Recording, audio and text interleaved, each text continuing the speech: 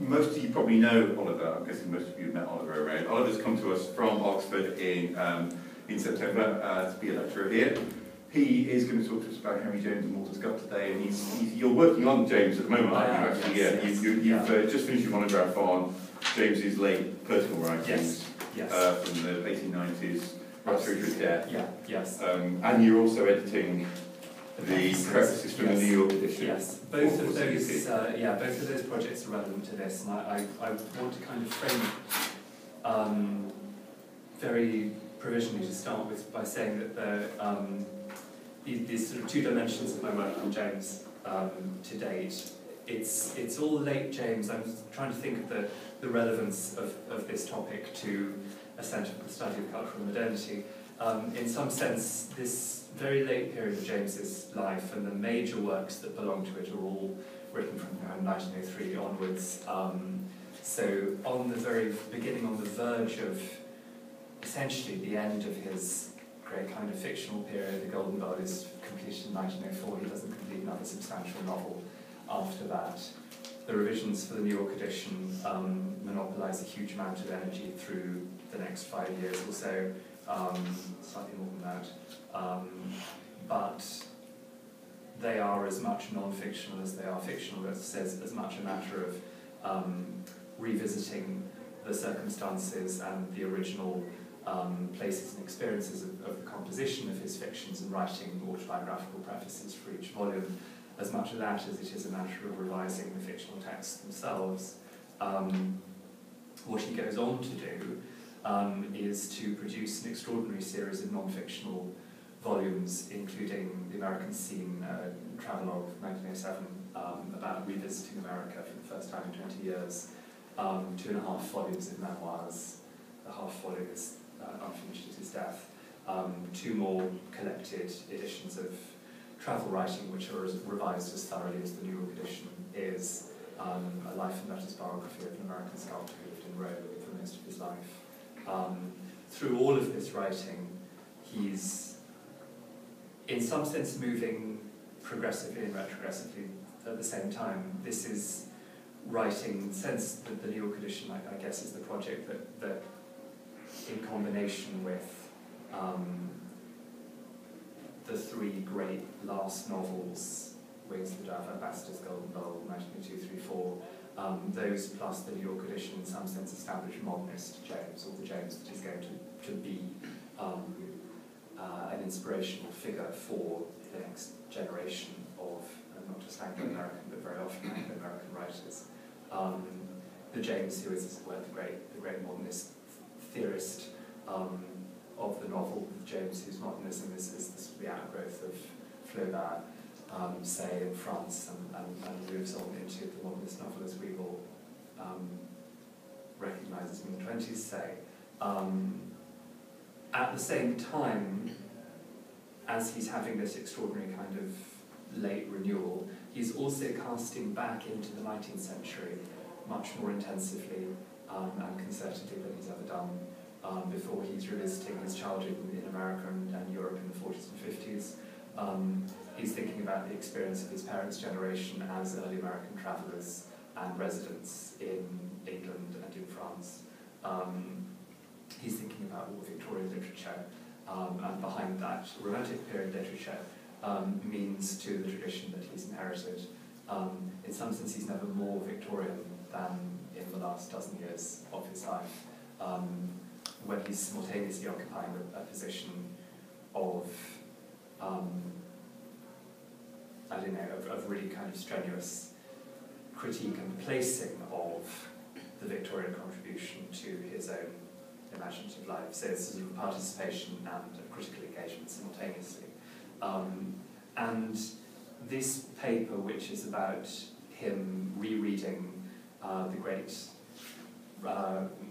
historical novelist of the first half of the 19th century, Walter Scott, in the very early months of the First World War, in some sense stages that, or encapsulates that encounter, which is so typical of the last years of his life, between, as it were, kind of shocking modernity and unprecedented novelty in his experience, and the imaginative reach back into the past, and I'm attempting to, actually, the paper will make clear what it's attempting to do, but that's the context for it. So although it's largely about 19th century things, I think it's also about James, in some sense, rethinking and complicating his sense of what modernity is or what modernity carries with it. So, the title is Henry James and Walter Scott, Strong Time Marks. James writes to Edith Wharton on the 9th of November 1914 in a letter that's talking about the difficulty of trying to get back to work after abandoning a novel, The Ivory Tower, set in present-day Newport, Rhode Island, on the outbreak of war. He writes, "It's impossible to locate anything in our time. Our time has been this time for the last 50 years, and if it was ignorantly and fatuously so, the only light in which to show it is now the light of that tragic delusion. And that's too awful a subject. It all makes Walter Scott, him only, readable again."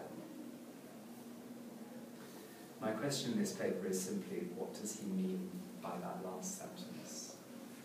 Or a little less simply, what is it for James not just to reread Scott in November 1914, but to find him readable again, and only him?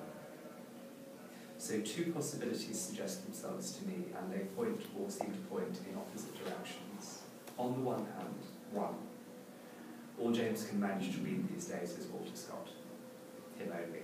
Scott's familiar and unchallenging, the same old reliable Walter Scott can be valued as an escape from the state of current affairs that is too awful to write or even to think about. He's a way of avoiding the tragic delusion of late 19th century European history. Alternatively, more interestingly, too, the war has done something to Scott's fiction to change the way it looks to James, indeed to improve it. It all makes Walter Scott readable again. On this view, rereading might become an engagement rather than an escape. And the suggestion would be that Scott has something to tell us about tragic delusions, or about how to write about them. There's a real hesitation here between those two options, as I think the brokenness of James's sentence itself indicates. In each of these two aspects, we can show, I will show, that Scott has a long trail of associations for James, and those associations play into one another over the course of his life.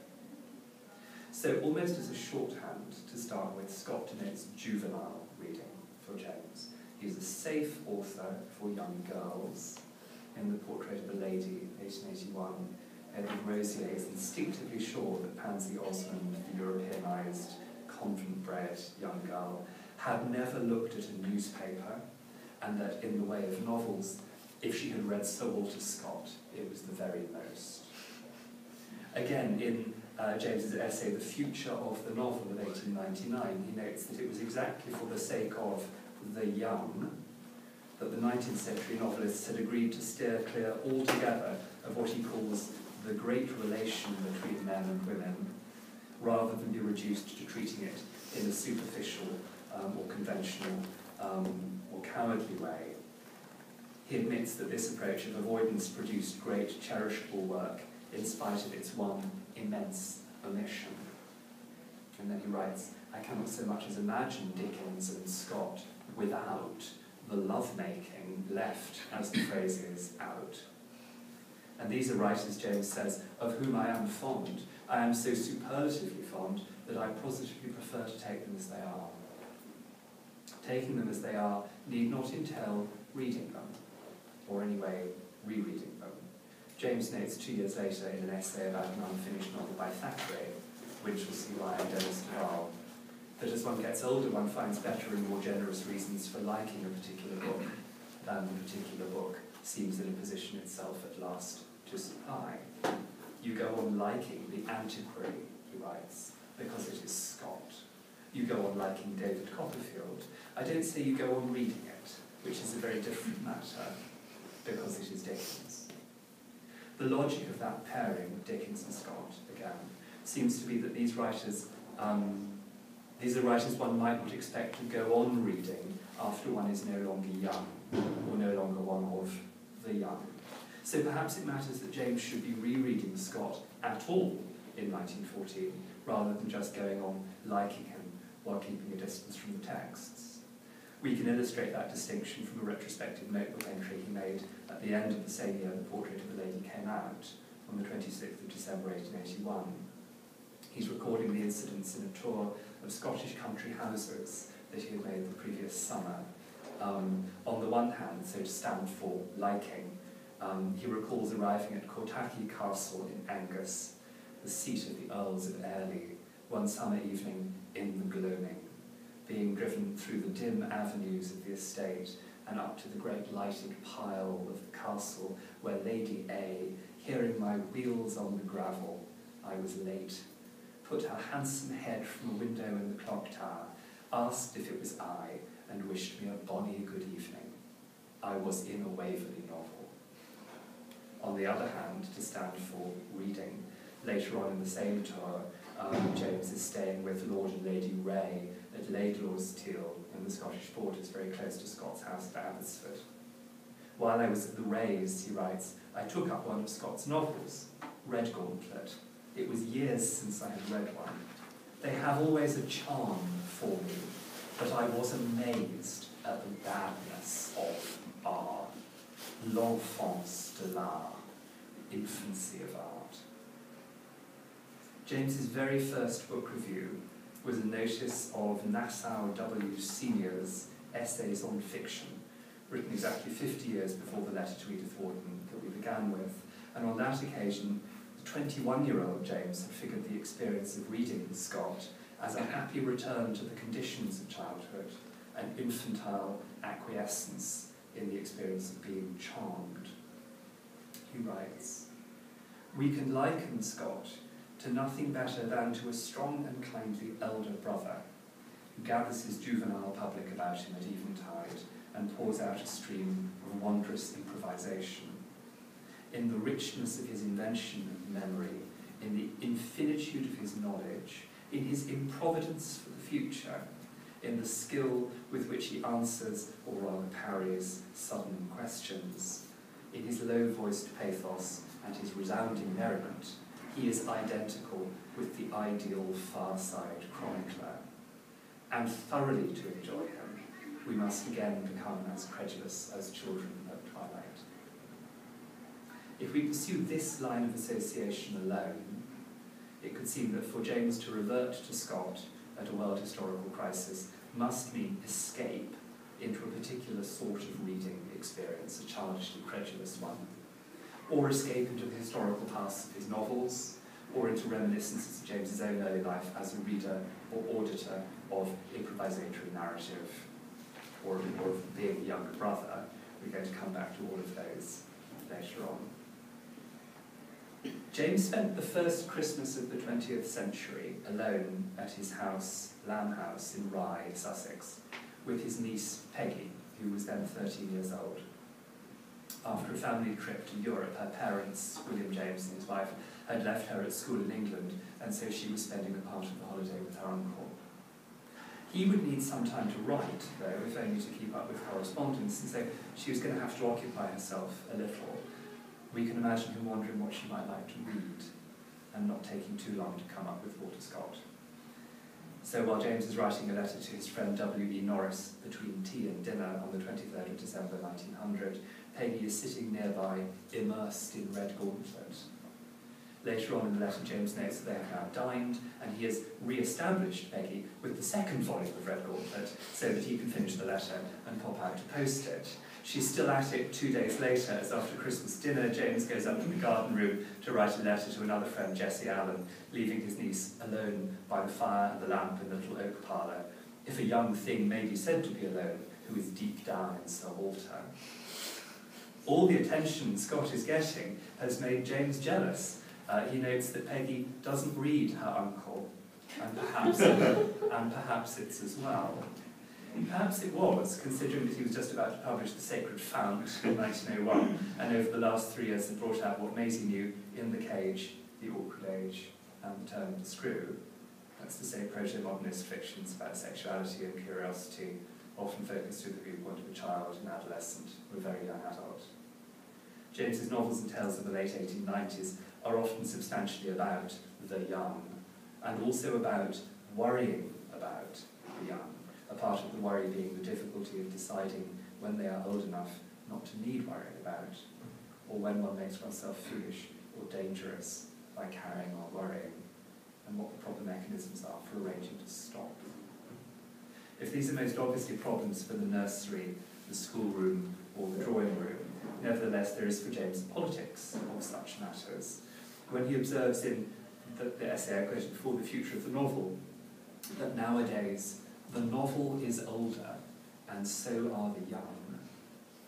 The difference is measured against young Victorian readers, and the change is unobtrusively figured as a threat or a promise of revolution. The simple themselves may finally turn against our simplifications, he writes, so that we need not, after all, be more royalist than the king, or more childish than the children. It was the French ultra-royalist party during the Bourbon Restoration who were said to be plus royaliste que le roi, more royalist than the king, for their resistance to the constitutional monarchy of Louis XVIII and their stubborn pursuit of a restoration of absolutism. James's phrase, and he's talking about willful innocence amongst novel writers, his phrase more royalist than the king or more childish than the children chimes suggestively too with the associations Walter Scott draws amongst Jacobitism, narrative and immaturity. It could indeed be read as a tiny sketch of the progressive middle-class Hanoverian plotting of the Waverley novels, a plotting which currently takes ardent young English persons some of the way towards embracing the romance of the Scottish Jacobite cause, and then has them retreat and, as it were, grow up. It was well attested to 19th century readers that Scott himself had derived much of his interest in, sympathy for, and information about the Jacobite uprisings from tales told to him in childhood by old friends and clients of his father, an Edinburgh lawyer, some of whom had themselves been out in the 45. His correspondence and autobiography testify to his delight at such narrative experiences, which made of him, as he says, a valiant Jacobite at 10 years old. And yet there's also a sense in which the mature historical work Scott was doing in his fiction could be making him useful, newly useful, to James in 1914. Claire Lamont has suggested that the Waverley novel's overall project is in part a reconsideration of 18th century Scottish history in the light of contemporary world events, that's to say, Napoleonic history. By the time of Waterloo and Waverley, which is published in 1814, she argues, a British readership were ready to reread the triumph of enlightened Hanoverianism and to think again, maybe more sympathetically, about what is won and lost in the subjection of small national cultures to political union or cultural imperialism, even when those things are imposed in the name of progress. If the meaning of Scott's early historical fiction is shaped by its reading of past historical crises through a moment of present crisis, that would make those fictions especially apt to James's own situation in the second half of 1914, when, as his wartime essays note, he was deeply struck by the apparent analogy between the outbreak of war in Europe and the American Civil War of his own youth. It's important, too, that the last written of those essays, which is called Within the Rim, draws that analogy between European war and American Civil War only to narrate its collapse. Again, we're going to come back to that. As Peggy James is reading Red Gauntlet in Lamb House, historical crises are shaping. James refers to the progress of the Second Boer War and the last illness of Queen Victoria in letters written during Peggy's visit. And when Victoria died a matter of weeks later, on the 22nd of January 1901, he arranged for Peggy to see the funeral procession from a friend's balcony in London. He writes of the old Queen after her death as a guarantor of continuity and, in the highest sense, a convenience. And he is fearful of what is to come. So to Oliver Wendell Holmes Jr. on the 20th of February 1901, we grovel before fat Edward VII, Edward the Caresser, as he is privately named, and the thing has a good deal of ancient colour. that I mourn the safe and motherly old middle-class queen, who held the nation warm under the fold of her big, hideous Scotch-plaid shawl, and whose duration had been so extraordinarily convenient and beneficent. I felt her death much more than I should have expected. She was a sustaining symbol, and wild waters are upon us now. James habitually makes these disconcerting shifts from the political to the personal, conceives of world affairs in closely personal terms, and vice versa. So very shortly after the end of Queen Victoria's life and reign in 1902, he would figure the death in Venice of the American socialite Catherine de Kay Bronson as having a comparable importance for the many poor Venetians whom she had patronised and supported during her long residence there. There must be a multitude of whom it would be scarce too much to say that her long residence amongst them was their settled golden age, he writes, as it were the reign of a beneficent dictator. James's many late commemorative essays through the 1890s and the first decade of the 20th century often imagine the deaths of private individuals as analogous to historical crises for the circle of family, friends and dependents whom they've left behind. Scott too can work for James as an agent of personal as well as historical continuity. Writing to Peggy on the 8th of November 1906, nearly 6 years after her Red Gauntlet Christmas, James invokes the ghost of the little niece who came down from Harrow to spend her holidays in so dull and patient and waverly novelly a fashion with him. He's replying to a letter she had sent him, homesick and unhappy in her first months as an undergraduate at Bryn Mawr, and he's unreservedly sympathetic in condoling with her, although he also reflects on how much better educated his magnificent modern niece is than the poor old uncle ever was himself. No one took any interest whatever in his development, James writes, except to neglect or snub it where it might have helped, and any that he was to have picked up, he picked up wholly by himself. Scott has become a reference in common for them, a feature of their shared past. It's a small moment in the letter, but its procedures of recollection bring it into the larger field of James's memoirs, as well as obviously its glancing reference back to his own childhood.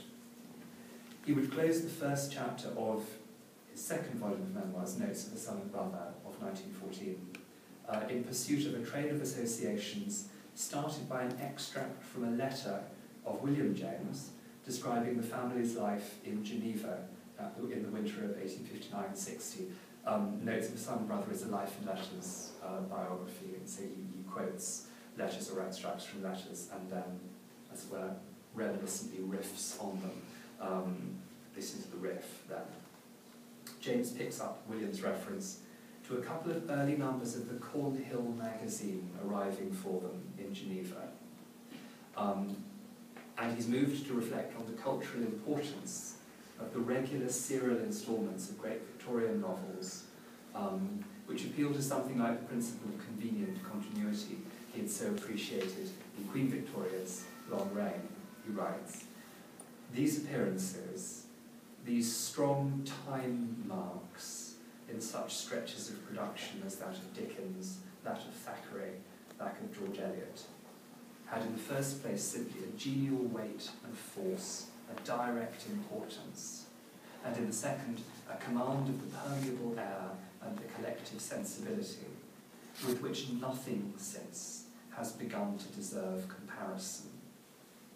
The serial instalments of Victorian novels then are time marks in the double sense of keeping time for a given period and also preserving the sense of that period for succeeding ages. They're a matter not just of rhythm but one of tone, and they carry over time." James writes again, "These various, let alone numerous, deeper toned strokes of the great Victorian clock were so many steps in the march of our age, beside being so many notes, full and far reverberating, of our having high company to keep." Amongst that high company, straggling along by the side of the march of our age, dropping even by the wayside, are many small personal casualties, and James's memoirs are extremely attentive to such, as it were, lost and failing individuals. William James's letter refers as well to a little boy called Lewis Osborne, the youngest son of an American family also living at Geneva in 5960, whose elder brother was at school with James's brothers Wilkie and Robertson. William writes, and James quotes him in the letter, H. Henry is telling a story to Lewis Osborne, and I will try to make a sketch of them. This puts James in the same fraternal storytelling position that he would assign to Walter Scott in the Nassau Senior essay in 4 years' time in 1865 and in wartime. Not exactly in the same position though, for Lewis is not James's younger brother, and his own elder brother is doing something else altogether than storytelling. He's drawing the narrative scene, trying to, and the sketch itself is reproduced in Notes of a Son and Brother as an illustration at that point. James continues, the story I told Lewis Osborne has quite passed from me, but not little Lewis himself, an American child of the most charming and appealing intelligence, marked by some malady that was more or less permanently to cripple, or was even cruelly to destroy him, and whom it was a constant joy to aspire to amuse. Lewis's father was away touring the Holy Land, and he died there. James was present when the news arrived, brought by the French couple who ran the school Lewis's brother was attending, to whom it had been communicated by letter. He writes, with little Lewis on one's knee, one didn't at all envy Monsieur and Madame Macklin, the proprietors of the school. And then this small, faint phantom of sociable, helpless little listening Lewis, none more exquisite, hovers before me. The boy is somehow crippled or invalided, as was Walter Scott, from polio contracted in infancy, although he seems not to have had the time to become a teller of tales in his own turn.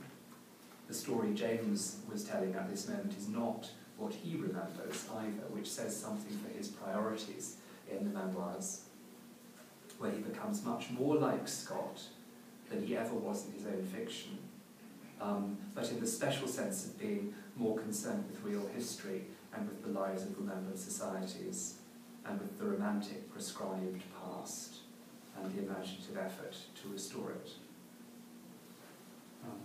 Sorry, so let's take it.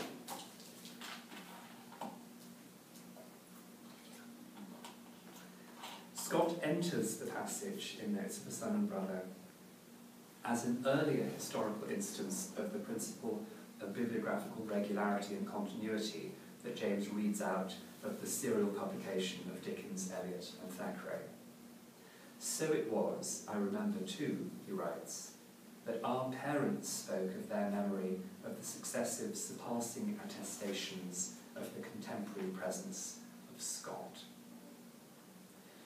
This raises a question about Scott's relation to James's work on the York edition, and is where he begins to matter for me as an editor as well as a writer about James's life writing. Scott's novels were not issued serially, but appeared straight away as volumes. But those volumes would appear annually from Waverley onward, from 1814 onward. Upping the tempo, the 48 volumes of the revised magnum opus edition of the Waverley novels would appear monthly from June 1829 onwards.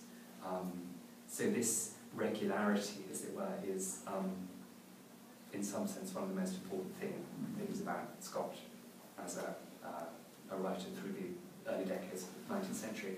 In her study of the publishing history of the magnum opus, Jane Milgate observes that the autobiographical thread running through Scott's introductions to the volumes of his revised edition contributes as well to the discursive and bibliographical continuity of the edition in ways that make for temporal continuity for its readers. For those who were already familiar with the tales themselves, she writes, the experience of waiting for the next introduction, month by month, must have provided a milder version of the interest of that anticipation of the next title, a milder version of the interest that anticipation of the next title in the sequence had originally engendered. It's a speeded up rerun, as it were, of that experience of waiting. We've not thought enough, and when I say we, I mean James critics. Sorry, this was written for a James conference in the summer. James critics have not thought enough about what Scott might mean for James as a collecting, republishing, revising, and preface writing author. In fact, that link has been more attended to by scholars of Scott than by Jamesians, who have been understandably preoccupied with Honoré de Balzac's Comédie Humaine as a possible model, and also with the material interest James took in early 20th century, late 19th, early 20th century multi-volume editions of probably the Stevenson or Rudyard Kipling. Nonetheless, I think we should be looking in this direction. It seems to me striking, for instance, to see the advertisement to the magnum opus Waverley of 1829 uses figures to describe revising and republishing Scott's fiction, which James will remember and reuse in his own prefaces to the New York edition. So revision in the Waverley novels, Scott writes, is not to bear on the tenor of the stories, the character of the actors, or the spirit of the dialogue, and will not involve such apparent deviations from the old stories as disturb the reader's old associations. He describes his substantive textual changes rather as slight alterations, like the last touches of an artist, which contribute to heighten and finish a picture, though an inexperienced eye can hardly detect in what they consist. The important metaphor of the artist revisiting his canvas is introduced in the first New York edition preface, the one to Roderick Hudson, where James compares the revising author to a painter trying to get back into relation with, as he puts it, the old picture, the work of his hand, that has been lost to sight and that, when found again, is put back on the easel for measure of what time and the weather may in the interval have done to it. Has it too fatally faded? Has it blackened or sunk, or otherwise abdicated?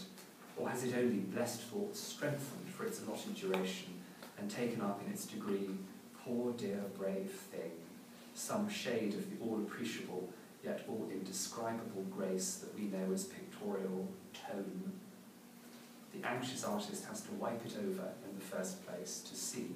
He has to clean it up, say, or to varnish it anew, or at the least place it in a light for any right judgment of its aspect or its worth. Millgate explicitly traces James's figure here back to Scott. She finds James eager to accept the license afforded by the magnum opus edition, both to comment and revise, and feels that he's prepared to take the Scott precedent not merely as a model, but as a challenge. As she puts it, taking up Scott's metaphor of the last touches of the artist, James makes of the act of revarnishing, not even repainting, but just revarnishing, a transforming process completely different from anything Scott had envisaged. Again, Scott also speaks of the authority he's claiming or reclaiming in the act of republishing.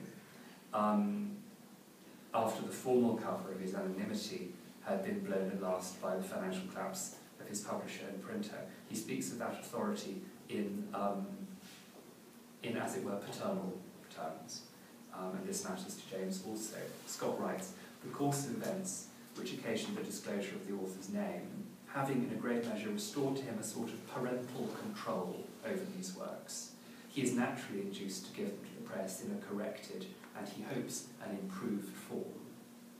Although Millgate doesn't make the link, this too comes home to the New York edition, where James, now in the last preface, the one to the Golden Bowl, extendedly imagines the reappearance of the firstborn of my progeny, a reappearance unimaginable, save to some inheritance of brighter and more congruous material form, of stored-up braveries of type and margin and ample page, of general dignity and attitude, brighter and more congruous than had mostly waited on their respective casual cradles. As a descent of awkward infants from the nursery to the drawing room, under the kind appeal of inquiring of possibly interested visitors. I had accordingly taken for granted the common decencies of such a case, the responsible glance of some power above from one nursling to another, the rapid flash of an anxious needle, the not imperceptible effect of a certain audible splash of soap and water. The soap and water is related, of course, to the sponge that the painter differently uses to reassess his canvas. So we could see James as extending the metaphorical life of each of Scott's figures so that they begin to converge on each other in implied scenes or stories. Scott, too, had employed a figure of reclothing in speaking of Magnum Opal's provisions, noting that upon the whole it is hoped that the Waverley novels in their new dress will not be found to have lost any part of their attractions in consequence of receiving illustrations by the author and undergoing his careful revision. Those illustrations are authorial annotations, partly in note sections, partly, as in James's prefaces, in introductions that supply autobiographical and circumstantial information about the origins and sources and references of the fictions. A more oblique link between Scott's practice and James's can be found in the reason Scott gives for not making narrative alterations in revising his novels. In the most improbable fiction, he writes in the advertisement, the reader still desires some air of vraisemblance and does not relish that the incidents of a tale familiar to him should be altered to suit the tastes of critics or the caprices of the author himself. This process of feeling is so natural that it may be observed even in children, who cannot endure that a nursery story should be repeated to them differently from the manner in which it was first told. The figure Scott applies here to non-revision is hard to separate from the array of repetitions with difference, carefully planned deviations from historical narrative, supplements to it, marginal comments on it, that had been at the heart of all his own fiction since Waverley. The novel Peggy James was reading in 1900 is a particularly sharp instance of this. Red Gauntlet is a counter-historical fiction about an attempted third Jacobite rebellion in 1765. James does nothing quite like this in fiction, I think, unless in a book called The Sense of the Past, an unfinished time travel romance, which he began around the turn of the century, abandoned, and then took up again after the outbreak of war, explicitly in flight from contemporary fictional subjects, under the influence of the feeling he describes to Ruth Wharton, but then found unworkable and abandoned again. And I think The Sense of the Past is a work which might be a beneficiary of the sort of rethinking I'm trying to sketch out here. It really is only a sketch. I do have a sense of the sense of the past, and we might talk more about that later if you're interested.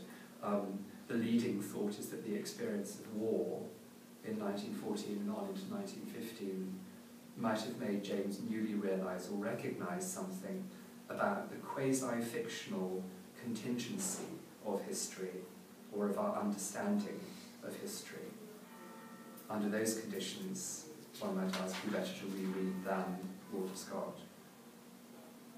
To give some kind of substance to that, I want to end with one last group of children listening to a story in James's wartime essay, Within the Rim. He's trying here to make sense of two contiguous discrepancies. The first, the mismatch he feels between the beauty of the East Sussex coast in August 1914 and what he knows is happening just over the horizon, just beyond the rim.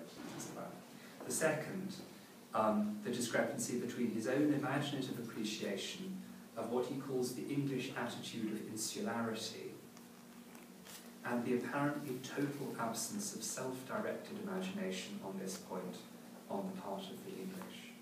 The fact that the English are apparently incapable of doing anything other than taking their own insularity for granted.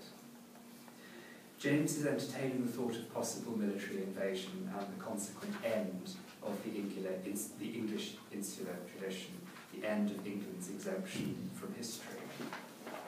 He writes, when once the question fairly hung there of the possibility of a world without use for a tradition so embodied, an order substituting for this by an unmanly thrust, quite another, and really it would seem quite a ridiculous, a crudely improvised story. We might all have resembled together a group of children at their nurse's knee, disconcerted by some tale that it isn't their habit to hear. We loved the old tale, or at least I did, exactly because I knew it. What if only he cares about this, though, and only cares so much because he's not himself English, but rather, as we might say, more English than the English only by passionate adoption. Walter Scott is not the only Walter in James's letter to Edith Wharton. James refers as well with wonder and anxiety to the fact that their mutual friend Walter Berry, in his role as president of the American Chamber of Commerce, is on the point of travelling to Berlin in November 1914. Of course, America at that point was still a neutral country, to James's dismay, and would not enter the war during his lifetime. He died in February 1916. He knows he cares more about the fate of Britain than, as an American, he perhaps ought to. Certainly more than he has any right to expect another American, Berry, to care about it. More even than some British people care about it. When James tells Wharton that he's upset by the thought that their friend should want to travel to Germany, since in making that journey he cannot avoid hearing Britain foully vituperated and vilified, he registers his upset in an audibly American style. He says, well, it kind of makes me want to cry. The divisions of loyalty and national historical consciousness at moments of crisis or succession are what we hear here, I think. They're also Scott's great fictional subject. So too is the shakiness of the premise of immunity from anything, from revolution, from war, from tragic delusion, as well as the abiding desire to hold on to that premise, to believe oneself immune, to hear the old story again. Hard to say anything firm here, since there was so little time for James, so little time left for him to organise and register his thoughts. But if there could have been a lesson of Scott for him, to match the lesson of that other great conservative and assembler of editions and chronicler of lives in history, Balzac, these might be some